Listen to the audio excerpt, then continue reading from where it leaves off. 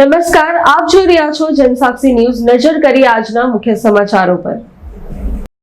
રાજ્ય સરકાર દ્વારા ટૂંક સમયમાં ઝઘડિયામાં એસીપીની પોસ્ટની ફાળવણી કરવામાં આવી છે, જેમાં ઝઘડિયાના એસીપી તરીકે અજયકુમાર મીણાની નિમણૂક કરવામાં આવી છે।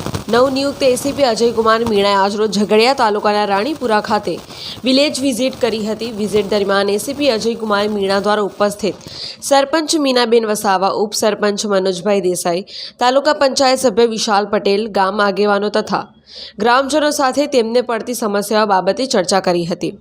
ઉપરાંત પોલીસ પેટ્રોલિંગ, ચોરીની ઘટનાઓ, કોઈ માથાભારે ઇસમો દ્વારા હેરાનગતિ બાબતે પૂછપરછ કરી હતી અને જો આવી કોઈ સમસ્યા હોય તો તુરંત ઝઘડિયા પોલીસ મથકનો અથવા તેમનો પોતાનો સંપર્ક કરવા જણાવ્યું હતું।